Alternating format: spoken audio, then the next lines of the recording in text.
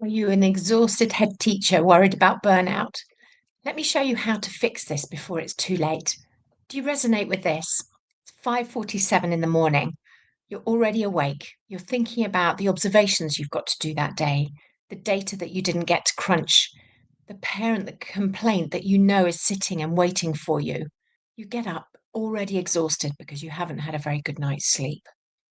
Is that you? I'm Rowena Hicks, and 3 years ago, I was running on fumes. This was my cycle. I was exhausted. I was over caffeinated, stressed, had insomnia, would get up and start again the next day with that same exhaustion. We need to break this cycle, don't we? So if you resonate with that, this video is for you. Can I describe your day a little bit? You wake up exhausted because you don't sleep well. What do? You grab the coffee, you check your emails before you've even got out of bed. Your morning just goes from one reactive issue to the next. You're firefighting all through the day, perhaps parent complaints, perhaps preparing for Ofsted. What is it for you? Do you get some lunch? Do you get to sit down for some lunch? And then you go through the planning, the strategy meetings, maybe seeing that parent. Then at the end of the day, you start more planning for the next day, the next week, seeing staff, seeing more parents, worrying about that child who had that incident. You then get home. Are you wired? Are you exhausted? Can you switch off? Most head teachers and school leaders say they can't switch off. And then you try and get to sleep. You scroll a bit because you can't sleep. You worry about things. You eventually fall asleep. And then you wake up again exhausted the next day. Is that leadership? Is that the best version of you? Or is that survival where you lack patience? You lack reflective time? Are you responding well? And this isn't to judge. I've been there. This is to say that we need to find a way to do leadership more sustainably, don't we? So you can be the best version of yourself at home and at work. So let's take 3 steps, and I'm going to dare you to try them. The first one is 8 o'clock tonight, set an alarm. And what you're going to do is brain dump. Get a book, preferably a book, not a piece of paper.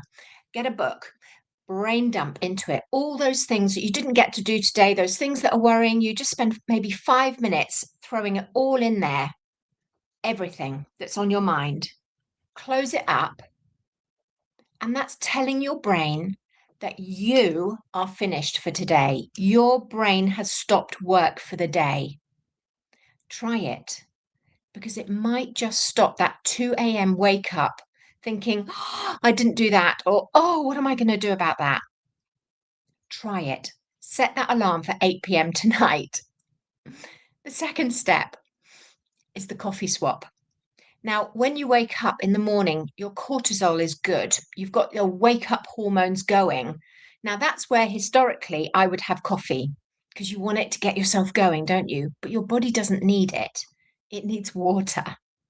See what happens if you wait maybe an hour and a half until you have that first coffee, because it stops that spike of caffeine exhaustion, gives your body a chance to get ready for the day.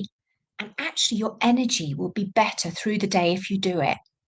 So have that pause of that first coffee and see what happens. Worth a try? Third one is set to yourself one boundary, something that is going to be non-negotiable for you.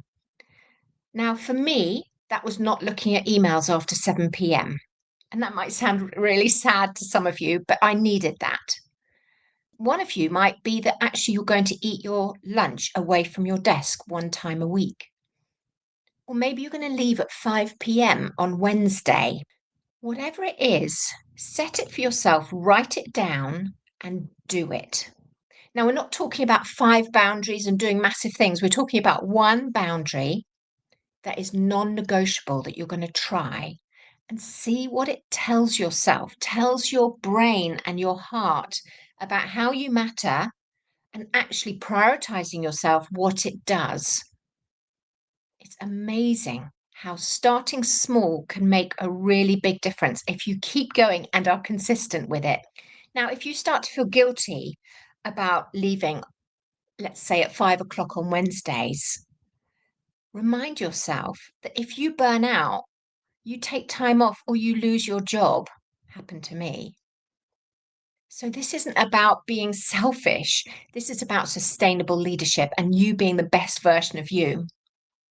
You see, I think as educators, as leaders, as teachers, we see long hours and exhaustion with a badge of honor. We wear it, don't we, with a badge of honor? What's that about? Let's stop that. So think about it. 8 o'clock tonight, set that alarm and brain dump. Close that book. Then stop the coffee first thing in the morning. Try it. Try it for a week. See what happens. Does your energy just continue better through the day rather than spiking? And that one boundary for you, try it. But will you become better at making decisions? I would say you're going to be. You're going to become more patient.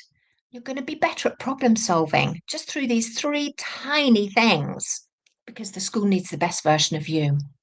So if this helps you, or if you think any of this is useful, share it with another school leader friend who might find it beneficial. Or if you want more from me, subscribe. Comment which boundary are you going to set for yourself? What's your one boundary? It can be the smallest thing.